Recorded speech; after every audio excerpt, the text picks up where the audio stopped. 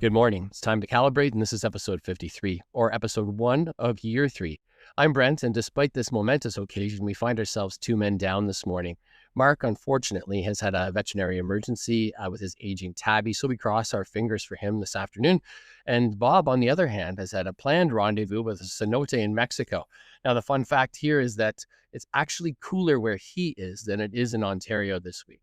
However, as promised in the last episode, I am not alone. I am excited to be joined by special guest James Stacey. Welcome, James. How are you this afternoon? Are you keeping cool? I am. Yeah. Thanks so much for having me. Doing my best to keep cool. No big struggle, thanks to AC and fans and that sort of thing, but it's warm here as it is there. And sorry we won't have the other fellas, but I hope they're both doing well. Yeah, they are. And we'll check in with Marc once this is done. Now, of course, if you spent any time reading about watches over the last decade and a half, chances are you've read something by today's guest, even if you didn't realize it at the time. James Stacey is the editor-in-chief of Hodinkee, co-host of the Grey NATO podcast, a photographer, a writer, a traveler, a car enthusiast, and somehow a guy who always seems to find himself in the right place with the right watch and a camera in hand. Now, long before Hodinkee and TGN, James was writing hands-on reviews for Watch Report and later a blog to watch. Whether he's covering a new driving across a continent or recording another episode of the Grey NATO, his work has always been about the people, the places, and the experiences that surround those watches. Now, I've had the pleasure of running into James more than a few times over the years at the Toronto Timepiece Show, the Vancouver Timepiece Show, and of course, wandering the halls of Watches and Wonders in Geneva. He's always generous with his time, quick with a laugh, or a bit of advice, as we'll today, and exactly the same person he is off camera as he is on it. So, James, it's always good to see you. Welcome to Time to Calibrate, and congratulations on everything that's happened over the last couple of years. Thanks for kicking off season 3 with us. Oh man, it's an absolute treat, and yeah, that's quite the intro. Thank you so much.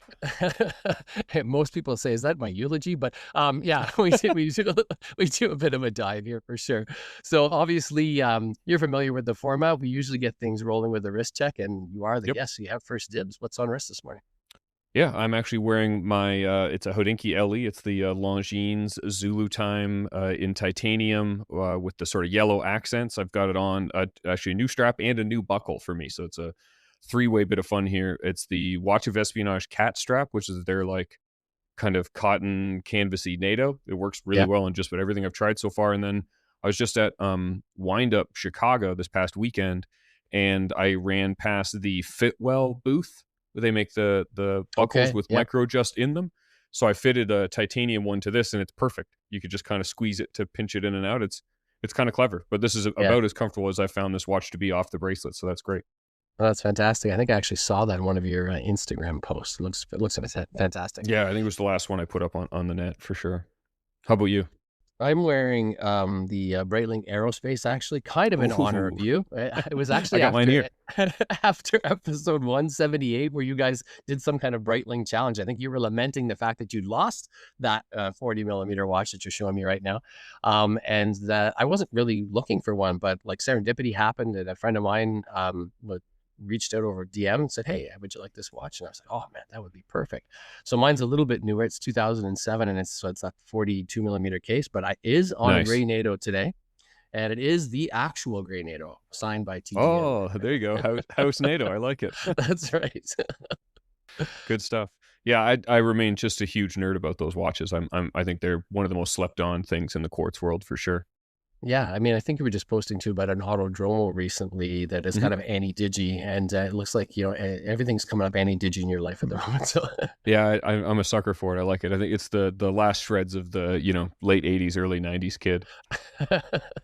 No, James, despite Bob's absence today, I happen to know what he's been wearing a lot while he's been down in Mexico, and it's that DWC, that Deli watch company, Terra. Yeah, the It's a Terra. watch. Yeah, it's a watch that I haven't yet had in hand, but recently you did like an on paper, on wrist episode, I believe. What are your thoughts in a nutshell? Bob would love to know.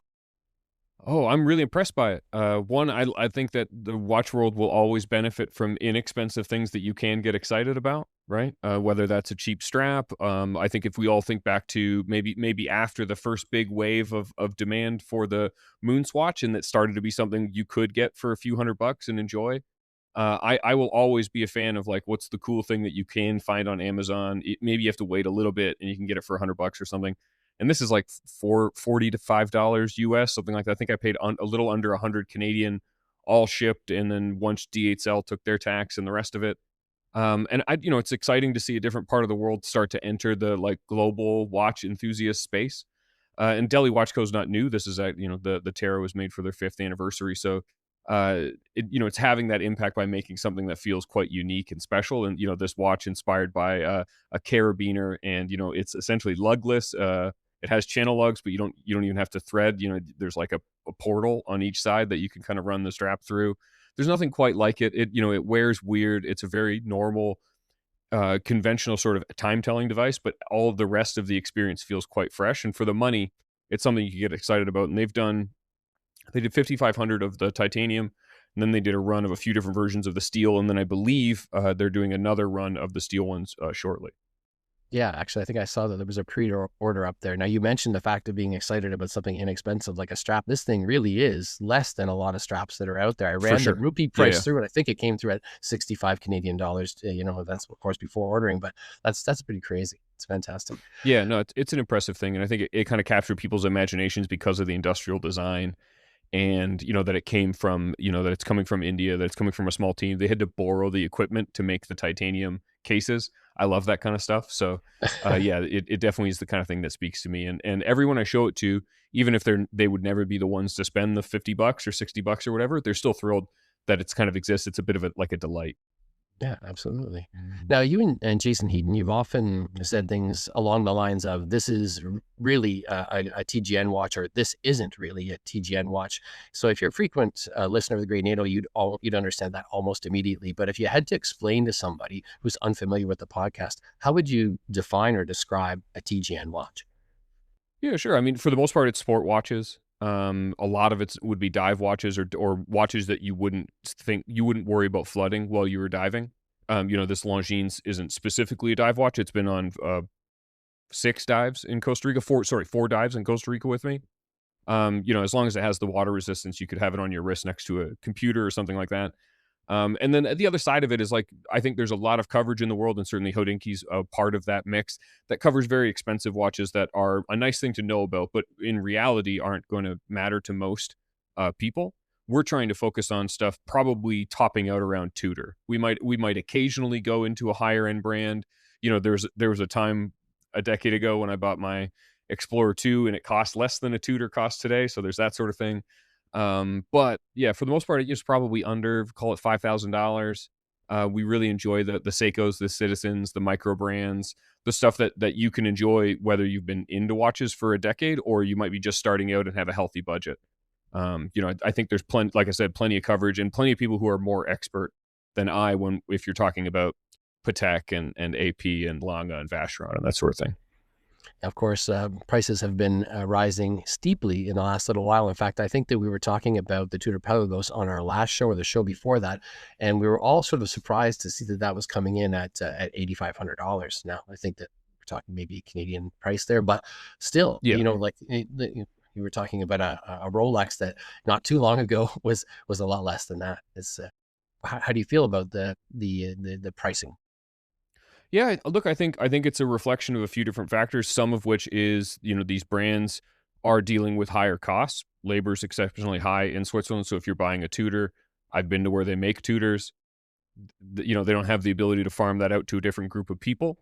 Whether they use the same machines or similar machines or whatever, they're making this stuff in Switzerland. And I believe that's never been more expensive than it is now. That may not be true relative to their dollar, but it has to be at least close. I'm not an economist and I don't play one on the internet. But I think that the thing isn't so much like when I wrote my Tudor Monarch story, I tried to do a breakdown of like, are these things out of scale in terms of their price? It turns out they're really tied pretty closely to inflation since 2012, since 2013. Obviously there's been price bumps along the way, and there's been years where there was very little movement. So it is a choice. It's not like the cost of a watch is not pinned to the cost of a certain dollar. For example. But yeah, I think the thing is mostly everything feels more expensive. Everything else in your life is more expensive. I think that's easy to agree with. You live in a very expensive part of the world, as I do.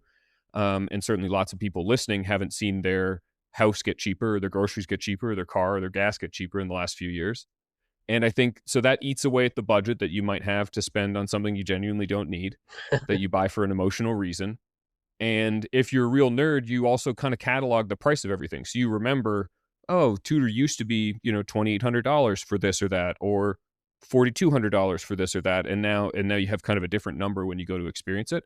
And I think that's, not to be unfair to Tudor. I don't think it's just Tudor. I think if you were a huge fan of Omega 20 years ago and went to a store now, somebody would have to describe that they went an entire category sort of upwards. Right. So there's been lots of changes in the space, but I think price sensitivity became high during the pandemic. But at the time, there was also more spending because people weren't spending it, say, on vacations. They weren't doing some of these other things for a couple years. And now that life, quote unquote, has gone back to normal, but none of the prices really went down. Everything feels really expensive for sure. And that's not just watches, but watches are definitely part of it. And if you did Maslow's hierarchy of needs, I mean, watches don't even rank on the list, right? Or we could all rock a DWC Terra and we'd be okay. Fair enough. Now, you're wearing the Longines Zulu Time this morning. I've seen a few posts and stories on Instagram since the summer began already. I've seen the Autodromo was mentioned. I think you've had an Aries on, and even that new Seiko Rowing Blazers collaboration. Yep. But is there anything that's dominating the wrist this summer? I mean, it's the aerospace on the Ming. If we're talking about things that are expensive, both the aerospaces are not cheap watches, and the Ming bracelet costs about the same. Mm-hmm. I'm totally fine with it. I think this bracelet's worth every penny of what you would pay for it. But there's nothing quite like it. And I, one, adore titanium watches, and two, I adore my aerospace, and having a bracelet that feels like it was almost made for it, but doesn't feel anything like the Breitling bracelet is a really fun thing. But that's the one, I mean, it's probably 50% of the time that's what I have on my wrist. Super accurate. I get a couple extra features if I've got to do chicken nuggets for the girls or set an alarm to remember a call later on. I can do all of that right on the watch. This was the smartwatch in 1998, right? For sure. And I just love the way they're built. They're super sturdy. I love the way they look. And then you factor in for this insane, additive manufactured, so 3D printed bracelet in titanium that wears like fabric. And it's just it's awfully nice on a kind of sweaty day, or if you're going to go out for a run, you don't have to switch the watch, that sort of thing. Yeah, it looks like a fantastic piece, actually. And you're lucky in the sense that your Breitling is the 20 millimeter lug width, rather. Mine is actually 22, so I'm kind of crossing my fingers. Maybe we'll see down the road that will be an issue from them as well. But yeah. I think I might be speaking out of turn, and if I am, folks at Ming, you have my dearest apologies. I believe they're making other sizes. Perfect. I think 20 was the one that made the most sense for the watches they kind of thought people would put it on. Mm-hmm. But there's no way that you would stop there. They've already learned so much, I assume, from that process. It's my understanding that there's other sizes coming. Excellent. Now, you've already mentioned Chicago. You just got back. I'm sure we'll hear all about it on the next pod, which may be out tomorrow, actually. Yeah, tomorrow morning. So how did things go? Any highlights, meetups, watches? Yeah, great show. Always fun to be in Chicago. It's a really good one for TGN because for whatever reason, maybe we just have a good contingent of Midwesterners. Maybe Chicago's just a place that people like to go in the summer. Maybe a mix of that and more. But obviously the attendance for any of these wind-up shows is huge, so it's very easy for us to kind of go in and draft off of their success and run a party or something like that. So we did a great hangout one night with the folks from Citizen. Had maybe 80, 90 people out to a nice brewery and had some chicken wings and, hung out and talked watches for a few hours. I went on the dive with Jason Heaton, the wind up in a lake. So Heaton's done it in the past. This is my first year doing it, but it was super fun. That was on the Saturday. It takes up most of the day, but that's Saturday. Yeah, that looked like a lot of fun. I think it was, I saw some images of that. It might have been Matt Ludwigson, maybe, that was posting some stuff, but yeah, they looked fantastic. So, yeah, we dove a wreck, and if you listen to TGN, I mean, I can tell the story here too, but I actually lost a watch on that wreck. I was diving with my mid 90s, like 95, 96, Aqualand duplex, and a friend of mine, Ben Lowry, had given me the original factory bracelet for it, which is like true unobtainium as far as Citizen bits and bobs go. Yeah, full titanium with a ratcheting dive extension. That's what I had, and I just barely got it over my wetsuit glove, and got out in the water, and we were waiting for all the other divers to get in, and I felt the bracelet give, and I looked down in the water. You're floating, so I leaned forward and looked down just to see it go past my fins. And we ended up doing the whole dive. It was a 45-minute dive, something like that, and then I got out of the water, and as other divers are getting out of the water, I'm telling them that I lost the watch, and then the last guy out of the water found it on his last lap of the wreck. It was just sitting on the boat. Incredible. So shout out Watch Cows Dive. Jeff pulled it out of his pocket with a big grin on his face. So it had sat in 38 feet of water for 60 minutes is what the depth sensor showed. So nice to have it back. I probably won't dive it on that bracelet again. Good idea. Yeah. Now today there was an interesting release, actually. The Doxa Sub 300, the TI-5 Clive Cussler. Yep. I think you've seen it. What are your initial thoughts? I haven't seen it in person. When I was in Geneva, they had, I think, like components, and they had like a PowerPoint. Mm-hmm. Obviously, it's a 300 series Doxa, and it's titanium. It would be difficult to even claim not having some sort of a personal bias. I'm a huge 300 fan versus the 300T. If you want to get down to that level of nerdery, and now we're talking about a titanium sandwich dial, full titanium case. Like, I think this is awesome. There's only, I think it's 300 of them. Yeah, they bumped it up to 300. Yeah, which I think is smart. I don't remember the number they told us in Geneva, but it wasn't 300, I don't think. No, it was like 95 or something like that. Yeah. So I'm glad that they're going to make more, and it means two things for me. One, I think this is a very cool watch, and if you're a Cussler, like if you're a Cussler nerd and you've gotten the previous two versions, what a cool thing to have as the third. Mm-hmm. Very different, but at the same time, I think together on a table and in a display case, whatever, makes a lot of sense. Two, I don't think that Doxa is the type of brand that would go, and I don't have any insider information or anything like that, but I don't think they would go through the work of putting that case into production and not eventually have it as a standardized model. Maybe it probably won't say Clive Cussler on the dial. Maybe it won't have a titanium dial, all that kind of stuff. But a titanium Shark Hunter would be incredible. Absolutely amazing.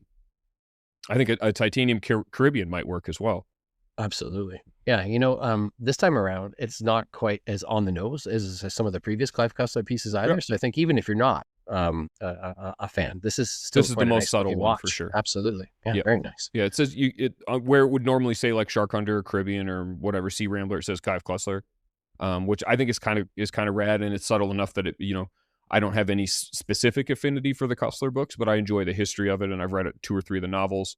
Which is 5% of the catalog, something like that. But I'm a huge sucker for Doxa. I love the way a 300 looks. I've owned a 200 and adored it, and went back to my 300. I have a Sea Rambler from the 50th anniversary, and just to see it in titanium, especially I think the last titanium one I remember was the 800 Ti, which Jason had one from the Project 31, mm-hmm. which I wore around Vancouver. So I don't know, 13 years ago. 12, 13 years ago, something like that. Jason was over for a weekend and he brought it with him, and that was a very cool watch. But to see it in the 300 format, which I think is just one of the sweetest cases in existence, very similar to the exact one that came out in 67, and then to go the extra length with these other elements, I think they made something special. And it wouldn't surprise me if those 300 are burned out at dealers very quickly. Oh, I would imagine. Yeah, for sure. Now, if you and I were on a dive together today, we've only been playing around in the open water area. Maybe we need not quite maybe 18 meters. So we're going to go a little deeper now. We're going to go maybe a little bit beyond watches, which is what we started with today. Of course, this is a watch podcast, but perhaps many people would assume that you were always destined to end up in watch journalism, but that's not really the case. Before Hodinkee, before the Grey NATO, before any of us knew your name, who were you? What were you? Were you always someone who wanted to write, or did you simply keep following your curiosity until it became a career? No, I don't think I felt any specific way. I think probably when I was younger, when I was in my teens, even before then, I had a love and appreciation for cameras and for photography. At the time, digital was exceptionally new, so we didn't have a digital camera, and film was still a kind of a cost. So maybe you do some a disposable camera every now and then. Mm-hmm. So it was always more of an academic interest. I liked photos and photo books and magazines and things like that. And I always kind of, I think like a lot of kids my age, I heard the other day that it's like it was one of the most common things people claimed. If you're about 40 now, you thought you were going to be a marine biologist or an oceanographer or something like that. And you know, I've had the chance to do work next to those sorts of people, and I still think that's an exceptionally cool job, and I have a cool job, so I think I'm allowed to say I have some, you know, meat skin in the game as far as how cool jobs can be. But yeah, I went through university and didn't really enjoy school super, not to any high level.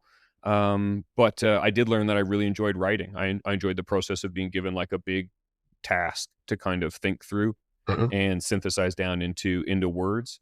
And I got out of school, and right at that time, I was wearing a Columbia field watch, like a salmon silvery sort of dial Columbia field watch I'd been given, and the battery died. I took it into here in Canada in the Bay at the time and dropped it off. And they said it'd be 15 minutes or something, put another battery in it. So I walked around and saw a case full of Seikos and Citizens.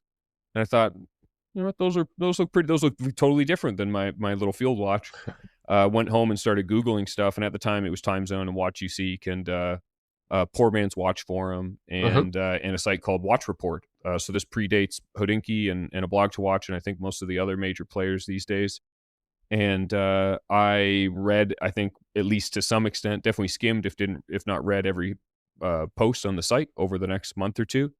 And then they posted that they were looking for people to write in. There wasn't any money in it. There's no free watches in it. There's nothing like that. It was just like if you might be want to be involved. And I wrote them a spec story about my current fascination was the Panerai Radiomere, Okay. and at the time, so this would have been like 2008. I think a lot of us were into Radiomeres at the time. I remain a huge fan of the way they look and wear, despite being quite large watches. I wrote a story, they took it, and I think I got $10 a story for the next while.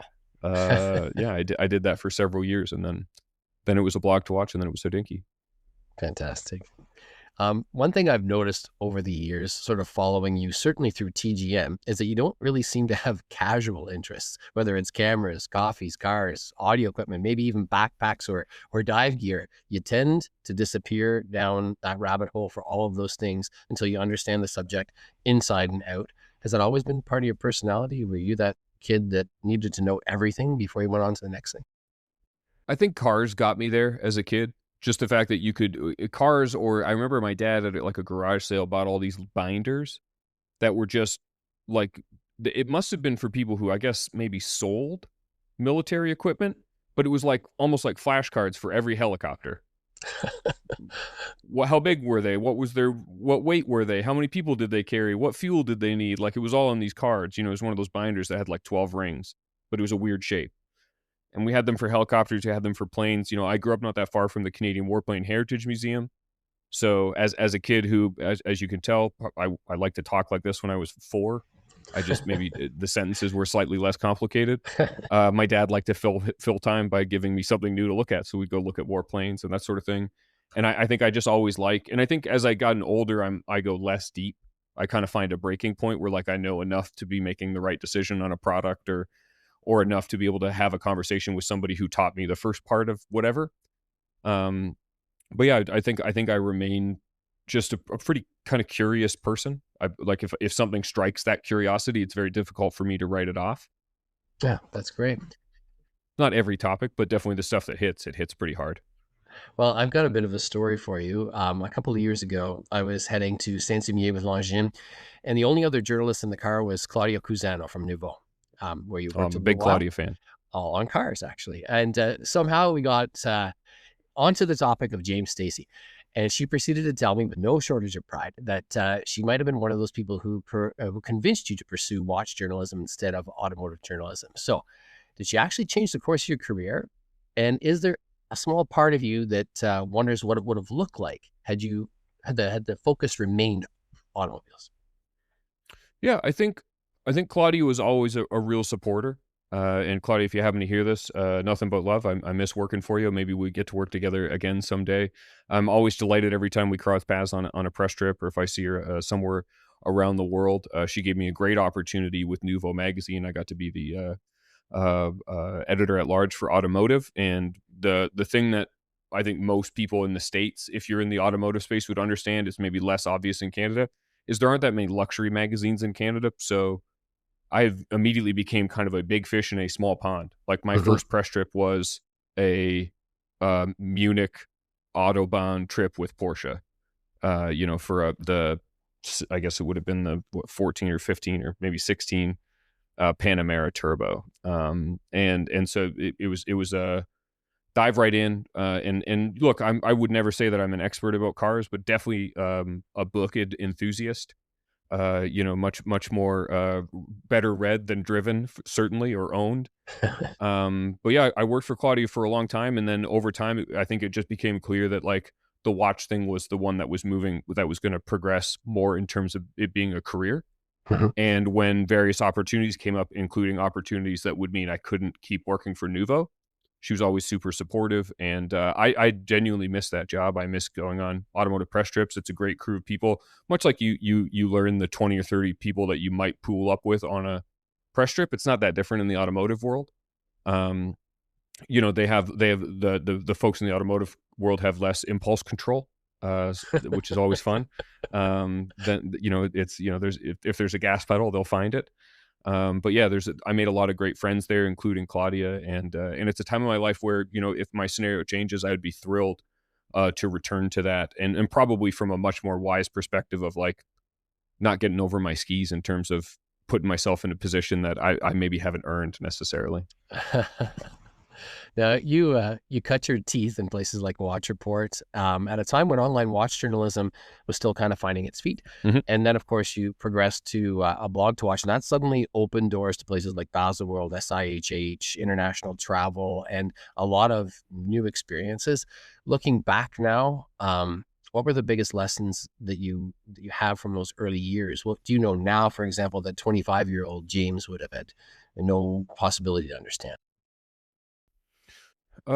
Yeah, just how much this world is, the relationships and what you make of it. It really is an investment in results out, but that's never going to be as easy as like a spreadsheet. It's a very small world. There are people that I started working with or working around, whether they're other brands or other PR departments or other websites that are now in charge of brands and PR departments and other websites. I started at a blog to watch, just as a guy who would send in the occasional story. And Ariel, much like Claudia, gave me huge opportunities. Basically, put me in positions where I could just overextend enough to learn, but not get hurt. And Ariel was a great mentor for me. Taught me a lot about the idea that you kind of, if you wanted to do this, if you wanted to do it well, you had to pretty much know how to do all of it. So if you wanted to make a podcast, you should probably know how to edit a podcast Right. so that you're not necessarily relying on another person. And if you really want to write about watches, the next step would be knowing how to photograph watches. Mhm. And if you're going to learn how to photograph watches, you should also learn how to be a really good photo editor, right? Yeah. And it's all that kind of stuff. And if you're going to run a website that's based on WordPress, you should learn the ecosystem that WordPress kind of is. So it's this sort of Ariel has so many skills, but very few of them are like insectoid in their focus. Mhm. They all kind of spread into lots of other things. And the watch world is full of lawyers and people with legal backgrounds that do very well in our space, because it's a multidiscipline sort of way of thinking. And Ariel's certainly a good example of that. And then, yeah, as far as things that I learned, man, just just your ego gets hit enough until it's the right kind of shape. And I think when you're younger, you have a confidence that I didn't deserve, certainly. Mhm. And lots of people were kind about the way that they offered those sort of the sanding elements. I think when I started, I was a lot of corners, we'll say, and now I might be a little smoother. But yeah, mostly it gave me the ability to just absorb from people who had either figured things out or had this like mentality of I can figure it out. Ariel was always like I can figure it out sort of guy. Ben is an I can figure it out sort of guy. We'll figure it out. You just if you want something and you think it's something worth doing, there's probably an agreed upon way of doing it, and then like 10 other ways that it could be done. Mhm. And one of those ways might actually be the better way. Which is maybe a very short way of explaining a lot of Hodinkee's success well before my time. Um, but yeah, just I would say that I had no patience when I was younger. I couldn't wait for anything, and that's gotten a little bit better as I've gotten older. I wouldn't call myself a patient person, but I can at least put things in order of how they should exist. But it's just, it's experience. It's the ability to have done it 10,000 times, right? You brought up photography in the beginning of that answer, and I wonder if you might tell me a little bit about Leica. When did you start shooting with that system? What was the camera? What's it now? Yep. So I was always shooting Canon for a long time. Uh-huh. And then I wanted a smaller setup that would also be kind of easy to take on automotive press strips. Mhm. And I thought I'd give Sony a try. At the time, I was still keeping the Canon for like a studio camera, like it was a 5D Mark III. And I was shooting a lot of watches just like on a fixed studio. So you could just turn the lights on, put the watch down, and start shooting. But I wanted something you could pocket and take with you. And at the time, the Q was quite popular, the Leica Q. And I thought there must be a way to just make a poor man's Q.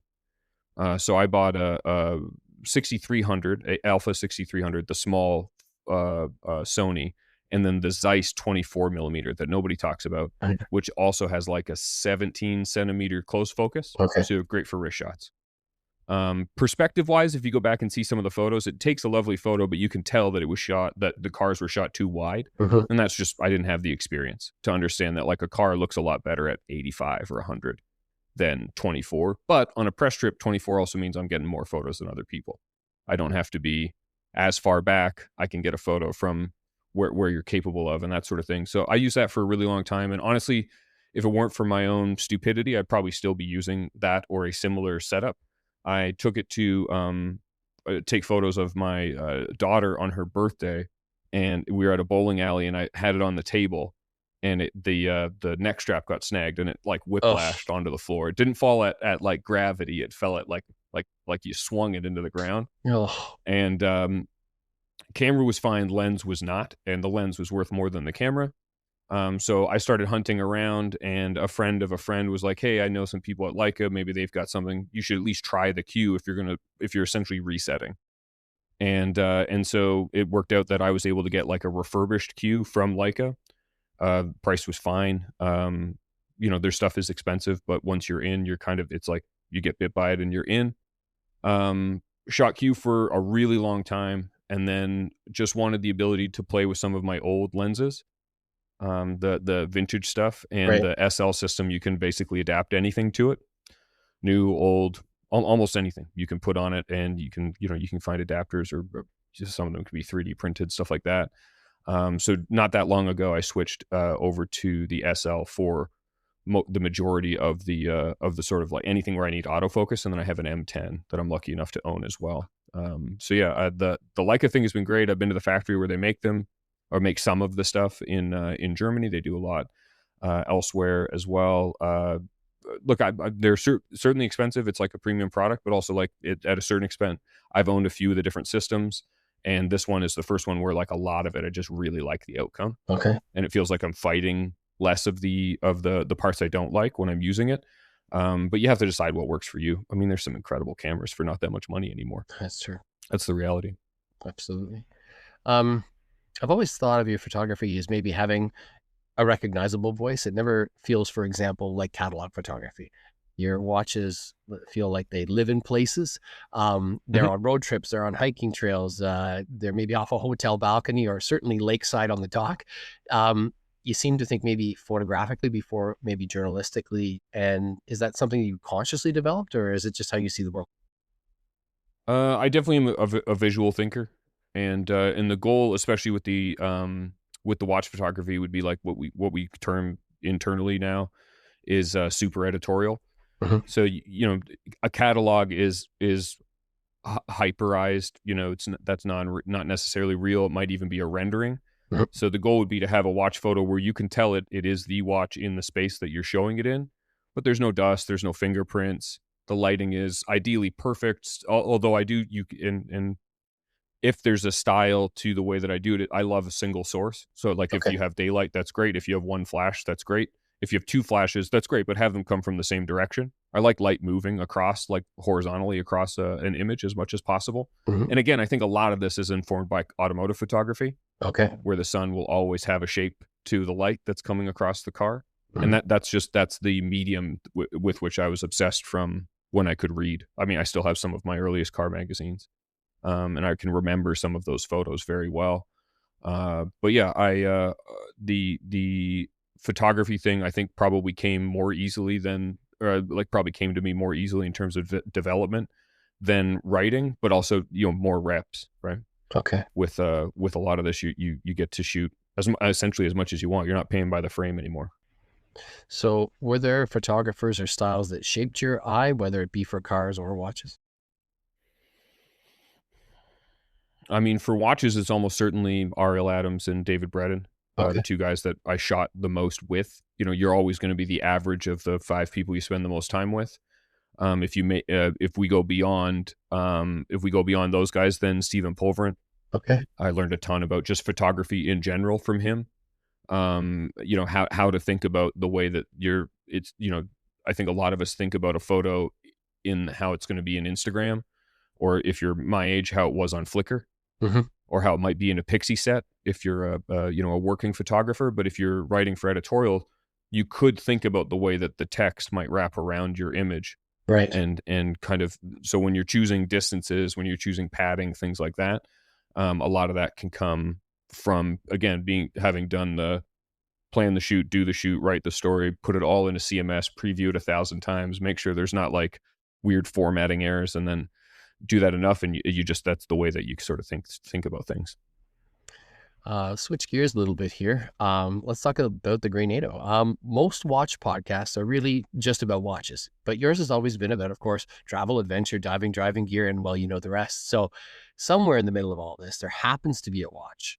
Was that the vision from day one, or did you and Jason gradually discover what the show wanted to become? So yeah, when we started the show, it's basically was the plan. I think the only thing that we adjusted over time was we added like driving and diving. I think it was diving if you go back to the first, say, 30 episodes or so. We ended up talking more about, like, because it was never like to talk about cars, but if I went driving somewhere, then there was like an adventure tied to it, so that it kind of extended into that. But the plan was always to create like essentially a personality driven um show that was anchored to multiple topics, all of which watches kind of exist within. So it's like a web or a network.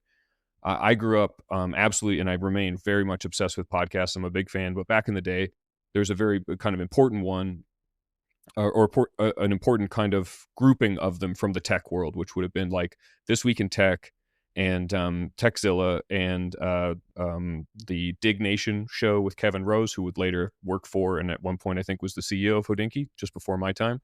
But a weird coincidence nonetheless. And those shows all had personalities where you kind of wanted to hear what these people, or at least you were interested in the conversation that might come from these personalities. And at the same time, they had topics that they could hit into. But those might go way off the rails. You know, there was a great podcast from One Up, the One Up podcast, which is a video game website from way back in the day. Okay. And they would start with a point, and those 2-3 guys had no ability to stay on topic at all. And those are the shows that I always really liked. It felt like you were part of you know, I grew up with talk radio. I grew up with you know, CBC on in the garage on a radio that would never shut off unless there was a power outage. And I like just listening to people talk and hearing other opinions, and I like people's voices. I enjoy all that kind of stuff. So I think for me, I've always enjoyed the idea of a podcast. And then when it became something that you could listen to, I was around before they were part of iTunes, Okay. like before it was part of Apple's. You had to go to like a website and download an MP3 file, and you could play that as your podcast before all the distribution and the rest of it.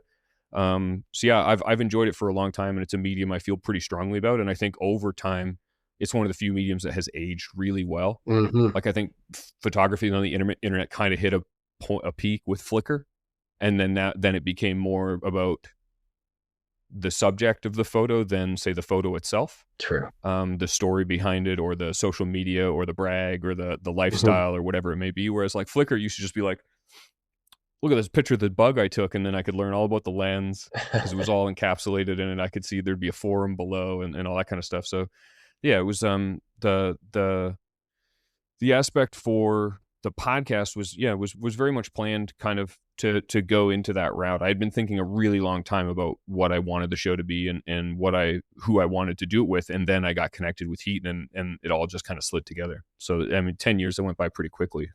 Yeah. I mean, you just mentioned personality, and you and Jason have an incredible synergy. And I know that you were introduced by Mike Pearson, and who has Mhm. also been a guest on our show. But I'm more interested in about the aftermath. Like you just said, it's been 10 years. He's clearly more than just a colleague. How do you characterize what you and Jason have together? Yeah, I think it's like the weirdest pen pal relationship ever, because we've never written a letter to each other necessarily, but like we see each other maybe twice a year. Hmm. I saw him in Chicago this past weekend, so I've got to ride that high for a while. He's one of my favorite people. I like the way his brain works. I like that. You know, I always try and live by strong opinions loosely held. So I'll have a take and I'll scream it into a microphone or whatever. But if you have a piece of data, I'll turn around immediately. Like whatever's actually the right way to think is probably the right way to think.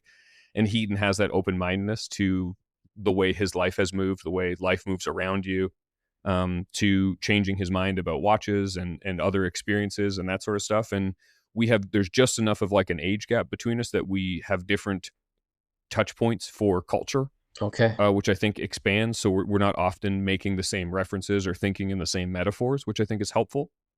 But we do kind of have the same sort of scope on like what we feel in life is important, the things that aren't important.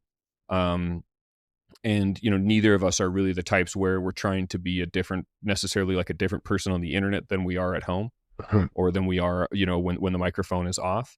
It's not to say that it's not a performance. It's a microphone. I'm performing to some extent. I'm attempting not to swear, for example, right now, because my mom might listen to this or something like that.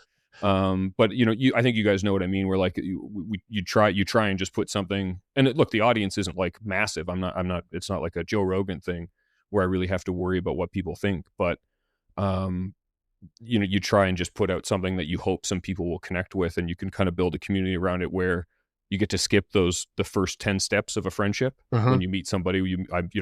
I met 85, 90 people at a couple events in Chicago this past weekend, and it's like everybody.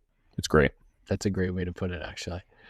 Um, this next story is embarrassing to both Mark and me. So I'm gonna share it with some trepidation. But at a marathon Okay. event, you gave us what has turned out to be some of the best podcasting advice that we have ever experienced.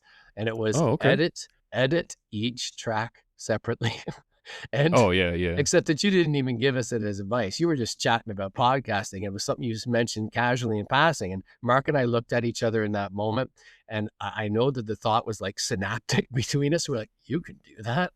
And it perfectly captured where we were at that time. And it makes me wonder a little Sure. bit, what was your own learning curve like with podcasting? What were those early episodes of the Grey NATO like? Were they as polished in your mind as they sound now? Or were you figuring it out No. one at a time?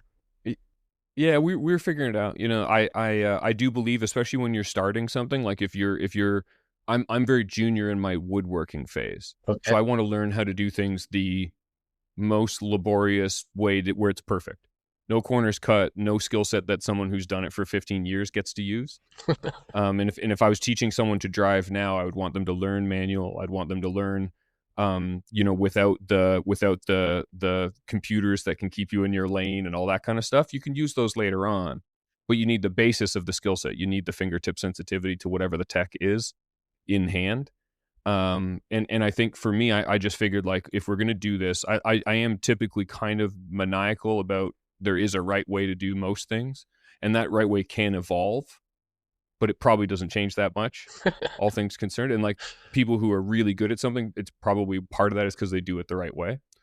And so I think with recording the show, I didn't want perfection to get in the way of momentum, so we just started making it and we learned from there. But definitely once I had enough shows under my belt that people were listening to it, and enough people were listening to it that people would come back to me that I didn't know and say like, hey, I work in audio and you should do this. And you go, oh, okay, what's that called? And then they tell you and you go read it up and you go, oh, we should be doing that. Yeah, I didn't even think of that. That's why it doesn't sound good on this type of headphone or something like that. So it's always advice is a great way to go. But I do feel like you guys, you were making a podcast and happened to glean some advice from me. You have to be in the flow. The advice doesn't come to people who are on the sidelines, right? Like there's not a lot of coaches and players talking about how to do the game to the guy eating some popcorn on the sideline. You have to put yourself in the right place to kind of absorb some of that. Mhm. And then the rest of it, man, like I'm sure if I went back and listened to an episode from even 2 years ago, I would be upset with it.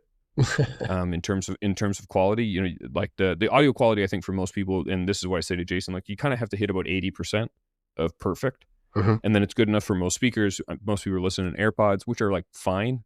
They used to be not so fine. They're quite fine now. The headphones and that sort of thing. But we definitely also have people who have written me who are like, "Hey, the show sounds great on my name audio system in my Bentley." Or I inherited my dad's like full Macintosh setup and got to listen to the show last night, and it still sounded pretty good. Your bass is a little high on your voice. I go, all right, I'll turn it down a little bit. You tell me next week, and you can do stuff like that. But yeah, it is a perfectionist game, which is kind of fun. And there's of course, like you get to learn about gear, you get to read about gear, you get to learn about what kind of bit rate is the best. You know, can you get 32 bit? Is it 24? Is it? And I love all that kind of stuff. They're all rabbit hole hobbies for sure.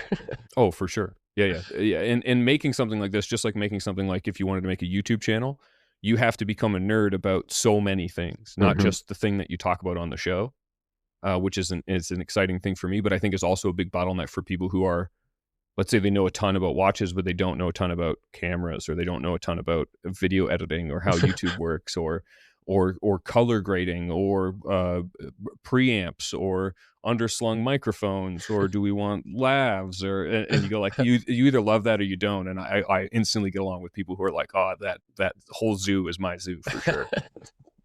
So when you were named to editor-in-chief of Hodikee, a lot of people, I think, seemed genuinely excited by that decision. And I don't think it was simply because of the appointment itself, but because I think they trusted you. You talked again about personality a little bit earlier, and there's a certain authenticity that comes with both you and Jason. And I think there was a sense that an enthusiast was taking the wheel. And did you feel any weight of expectation when that happened, or Oh, I mean, every single day that I get up, for sure. Yeah, no, it's like the commenting audience is ruthless. yeah. And they carry a sharp knife and a pointed, the spears and the rest of it. If you get something wrong, you'll find out immediately, and their response, will be commensurate to the weight of your mistake. So it is a challenging place to learn, but also a place that will teach you something for sure. Um, I think, I think people knew my name from the site rather than having a masthead where occasionally you'd go on and go like, who's this person? You click on them, you couldn't find an article they'd ever written necessarily, or maybe you didn't feel aligned with their, like my taste is very middle of the road guy who's into sport watches. So that there's that kind of demands or allows me an audience almost immediately, as long as I keep working at it and you don't let those people down. But yeah, I think, Hodinkee had gone through a lot of changes and had tried to evolve the business in many directions. My presence on the editorial, team started as a freelance contributor in 2017. Mhm. And then I just kind of stuck with it, and the business kind of changed many times around us. And I think where we are now feels the most similar to where it was when I started. Okay. Obviously, when we started, we were essentially just a startup. We're now owned by Watches of Switzerland, which affords us a lot of space to play around and try other things and that sort of thing. We are not held to, you have to have this many hits or this many impressions or that sort of thing. It's not that sort of a business. So we do have the room to let a guy like Mark Koslerich write. So I can't even tell you what the story is because it hasn't come out yet, but it's so many thousands of words on a great topic that nobody else would write the story. Or I'm happy to, go to the Toronto Timepiece show and shoot a photo report that most sites wouldn't do that one because it's a lot of work and it's a lot of money. But then maybe we also have Tim Vo do one, or Tim Vox. I get that wrong every time. Tim Vox do one from British Watchmakers Day or that sort of thing. So we really do get to play. It's the watch world is still very news derived. Mhm. So you're always going to have some level of the introduction. I think those are good to have. I would love to see them turn more into like baseball cards for all of us rather than whole stories and that sort of thing. I'd love to see. I like it when we get to dig into the nerdy stuff that really makes us love or re-love watches. And that's kind of the goal. But yeah, it's been Uh, yeah, it's a pleasure is definitely the right word, but definitely not one without its weight. Anytime we have a big story, anytime a Talking Watches is coming up, I'm losing sleep. Um, I want it to go well for the person who put themselves on the internet, and I want our audience to understand, and I want them to find their right audience and all that kind of thing. And it's yeah, it's and the other thing is like with TGN, it's a little bit of like preaching to the crowd or The to the choir. choir, Yeah, sorry. And it's not like that at Hodinkee. It's a huge audience, so I might be able to write a story to a doxa review to the audience. The views are good and that sort of thing. But the minute that article doesn't find its quote unquote niche or an overlap of a niche, it can be very difficult for sure. do you think that the version of Hodinky as you have it now is where you want it to be, or is there someplace you want to push it? Oh no, definitely never happy with how things are. I think the stories going on the site were pretty much where I like to be. I'd like to be able to cover a little bit beyond where we are now, some of the more interesting brands that are more on the periphery. Um, but small team, we're currently hiring, so we should be able to work towards that. But right now, you do want to try and hit things that the audience will want to read and have some reflection on, stories that will perform and that sort of thing. But otherwise, I mean, look, you guys know we are talked about it a bunch already. Like at podcasts, I think I'd love to see a proper return of like a Hodinkee Talk Watches podcast.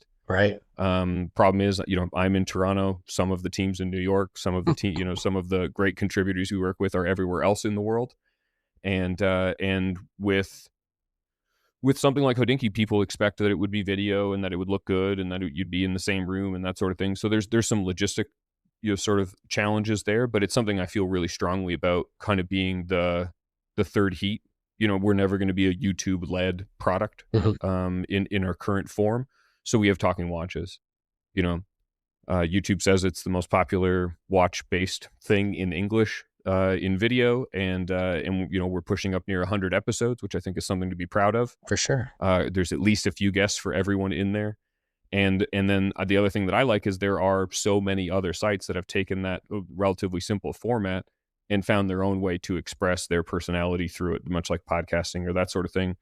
Um, the timing was just great on that first one so many years ago. But yeah, I'd like to see more. I'd like a one or two more sort of video series you could kind of expect and wait for. We're doing a Talking Watches per month now, which I'm really happy with. We took a break from it for some time, and I'd like to add to that, and I'd love to add a podcast to the roster. Business of Watches is performing very well. People Mhm. really enjoy it. Andy has a unique perspective and personality that he can provide through the show, and I'm just so incredibly proud of the way that he's managed that show, and he handles all of it. We work with an absolutely incredible editor. But Andy drives around Switzerland with a microphone and a couple of questions on his mind and gets those interviews. And I'd love to see another person from our team kind of excel into their own sort of platform as well. So, James, you've seen Baselworld, you've been to SIHH, you've been, of course, to Yep. Watches and Wonders. They're all trying to accomplish roughly the same thing, but they do feel very different.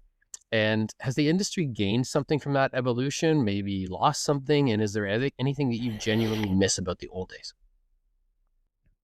I really did enjoy being in Basel in the spring. It was a nice place to be. There was always it was a little bit more trade show than luxury event, and like the folks that put on Watches and Wonders, I've talked to Matthew Umer, the CEO, a few times. It's an incredible thing. Mhm. He told me at one point how many bottles of water they bring in, like just some of these little stats. Like I want to know, like how many, what's the poundage of like knives and forks that you bring in for this, how all these sorts of things. They do an incredible event, and I think I don't.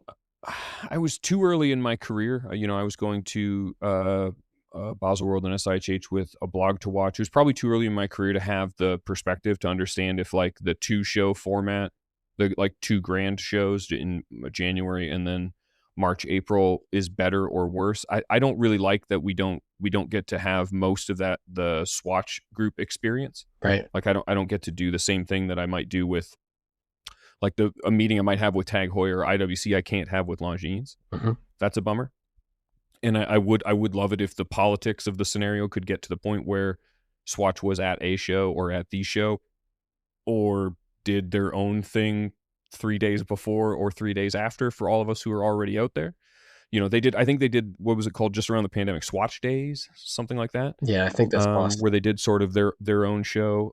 I'm glad that we'll see, Breitling and Gallet and UG join this year coming forward, because like even just this in 2026, it was a pain to go plan a day when you could go see Breitling's thing, and then their watch wasn't coming out for 6 weeks later, and you go like, okay, let's hope I can remember all that. 2 days later, you got no brain cells left, and you haven't slept at all, and you're jet lagged, and yeah, so it's I think a lot of what was cool about Baselworld is reflected in Watches and Wonders now. And then you have Geneva Watch Days, which is sort of that casual summer vibe option. And then the other major evolution, and which is kind of where we started chatting, is these more novel regional shows that are very enthusiast driven. So a little bit less of the B2B stuff, which at Basel was hugely a B2B product. Mhm. There's like 4,000. If you wanted to go figure out who made or who could get you the best deal on a spring bar, if you were going to buy 20,000 of them or more, that was a good. You could go to Hall 7.2 and find the spring bar area. Mhm. And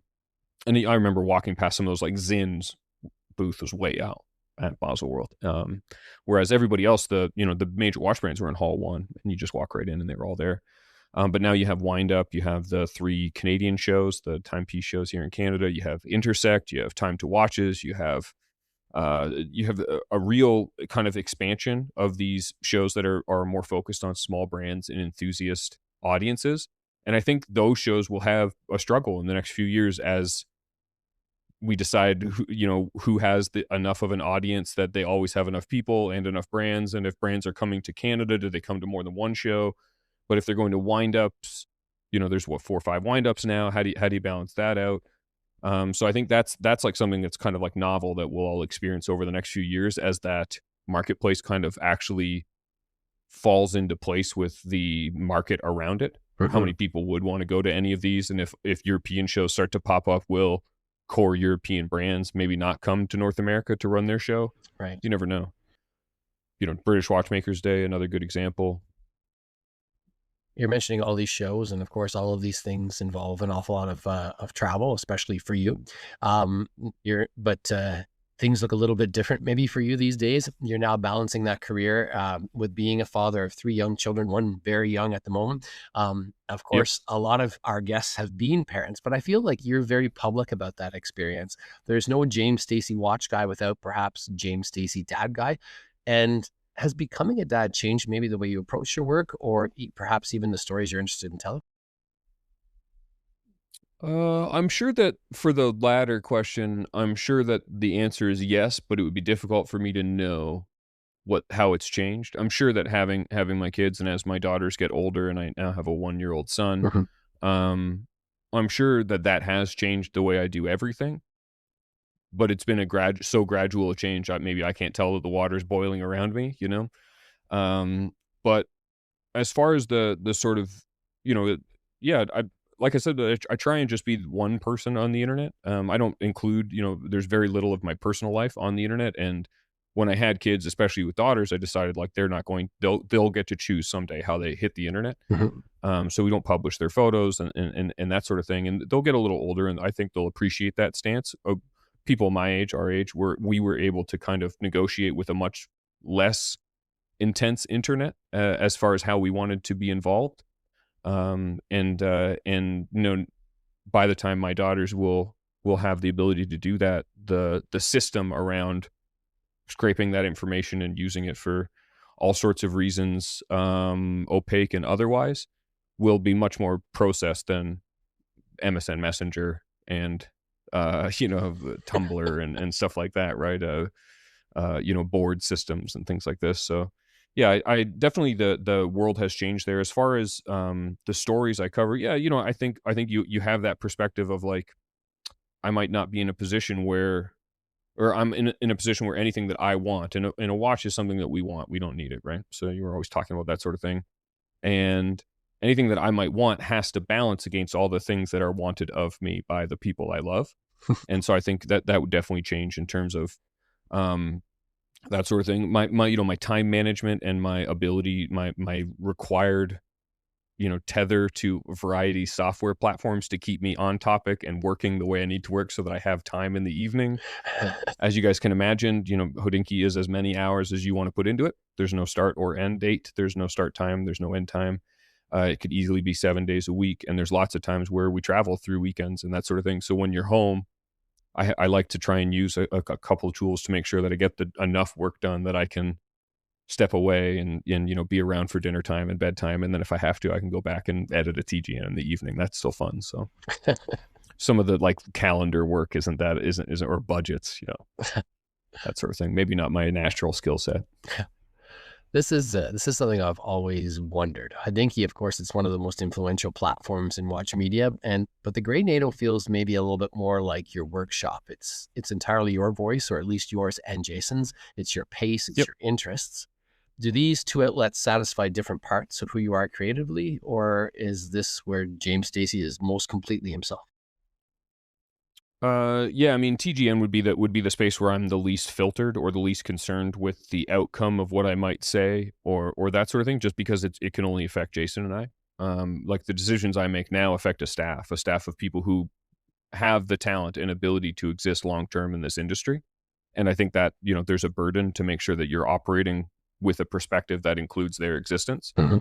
With TGN, that doesn't have to be the case. I can make decisions based on whatever's good for Jason and I, which I really do like and appreciate, and it allows for a certain type of creativity and sort of fluid decision making. It also means we don't have to be that precious about things that aren't important to us. Right.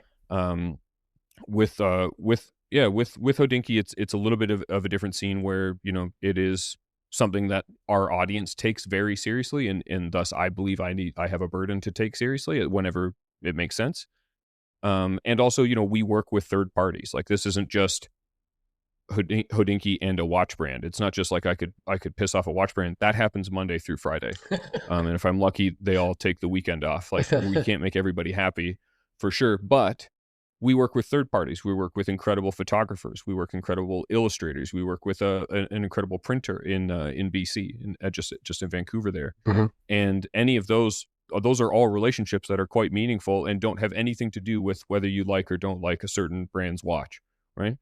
And so where I might have come to this as like a raw enthusiast with a lot of hard ideas that I might be, willing to change my mind on, some of the stuff you have to treat it like an actual relationship that does matter. Because bad decisions could mean that people that I work with now that are exceptionally talented in multiple industries could have trouble continuing to work or that sort of thing. And you wouldn't want anything like that. No, right. Well, you have spent nearly 20 years documenting watches, but also the culture that comes around watches. When you think about the next decade, not just for you, but for watch journalism broadly, what do you hope does not change? I hope that we always have the full scope, just like with what we were talking about with the shows. You have great big shows that are for trade and maybe for invited press and have some public days. But then you have shows like the Vancouver show, which could be whatever size makes sense for that room, right? And or the early days of Wind Up was much smaller. They're growing, but there'll be small shows. And then below that you have collector meetups. You have a party you might do with Citizen, or the one we do with Marathon where I see you guys. I just hope we don't lose that ecosystem. Is that there's big predators and there's smaller game, and there's it's big fish and small fish. I think the pond should stay as big as possible, but at the same time I would hate it if any one of these got into a scenario where it cannibalized the other or removed the resources that required to support the other. I don't think that watch enthusiasm is one thing. I don't think that watch collecting is one thing, and I think that over time the diversification of those platforms will allow the people who are only into Waltham pocket watches or whatever to find their home, and maybe they get a story on a major site every couple of years, and that's like a great big moment and that sort of thing. Whereas the whole industry is not one or two or three top brands or five top brands or the 10 top brands or whatever. There's so much more going on, and what I would want to continue is the fact that a big site like a Hodinkee, like in a blog to watch, like Time and Tide, like Monochrome, like Fratello, any of these incredible sites with, all these people who I respect so much have the latitude to write about a brand that makes, 200 watches a year for 200 people who really like it. Absolutely. Right. I like the grassroots side of it, and I always will. And I think that's where podcasting, it doesn't cost that much. All podcasts are kind of grassroots unless you're doing it for the New York Times or Serial or something like that, to make a reference that some of your audience won't even remember. With a previous, peak of podcasting. But yeah, I think I think as long as this remains a space where the middle is enthusiasts and everyone else has to bow down to enthusiasts, whether it's the brands, whether it's the people who want to use the brands to make money, or the brands want to use the people to make the money, enthusiasts can also always sniff out what isn't real. That's what makes them enthusiasts. It's the ability to go, nope, I'm not buying that at all, both with money or with my time.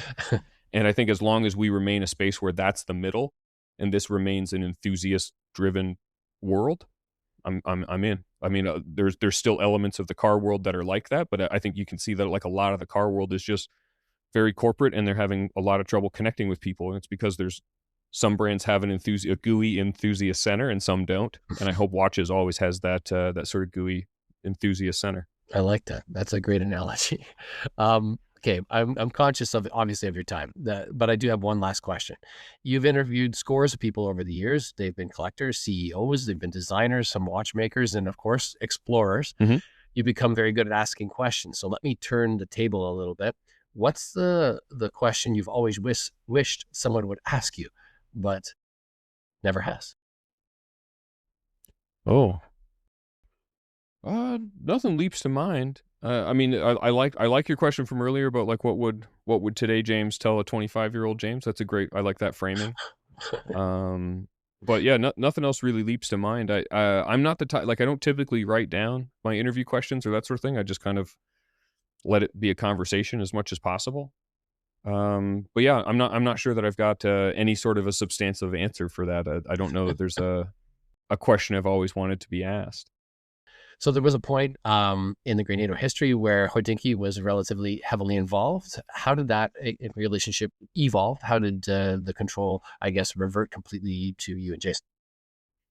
Yeah, for sure. So back in the day when we were looking to possibly build out more of like a podcast network for Hodinkee, something that I alluded to still being interested in doing. I also wanted to find some way of paying Jason for his time. We had done, a very long several years of I think at the time we were still doing 2 a month episodes, and I don't think he had a ton to show for it. And it's not like Jason has this innate love of the medium of podcasting, you know what I mean, like I do. It wasn't scratching the same itch to do the show. He enjoyed it, and it had seemed to have an effect with a certain group of people online and that sort of thing, which is great. But I wanted to find some way to pay for it. And so we went to Hodinkee and just said, hey, do you want to do like a licensing deal? We could call it a Hodinkee podcast. We can run the show notes on the site, and you guys use your ad team, sell some ads, and we'll split the money. And so we did that for a while. And to be honest, just like over the course of it, it was too much work to manage and admin and keep track of the ads and keep track of the invoicing and all that sort of thing. And it just ended up not really being worth the effort for us. And so it was very easy to just say like, all right, well, licensing deal over. And we just went back to just doing TGN ourselves. There was never a point. I mean, we'd done so many shows, like we weren't in a scenario where they wanted to listen to an episode before it aired. We weren't going to get anybody in any trouble. We're talking about friggin' Boots or something like.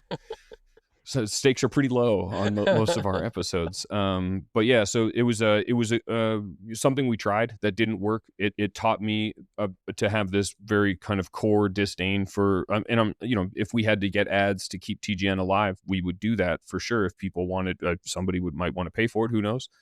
If that's the case, we'd probably do it, but that would be a very last ditch I just don't really like ads. I don't like administrating ads or writing them or dealing with brands and the ad reads and the rest of this. And that kind of gave us that push to go, well, maybe your audience would just pay for it. Mm-hmm. And over that span of time, over the isolation tapes that we did during the start of the pandemic here in North America, we started doing weekly episodes because we had so much time on our hands. And so that kind of got us quite a bit of a speed bump in terms of interest. Like our audience got quite a bit bigger once you go to doing weekly episodes. And iTunes gives you there's more interest on iTunes, there's more interest on Spotify.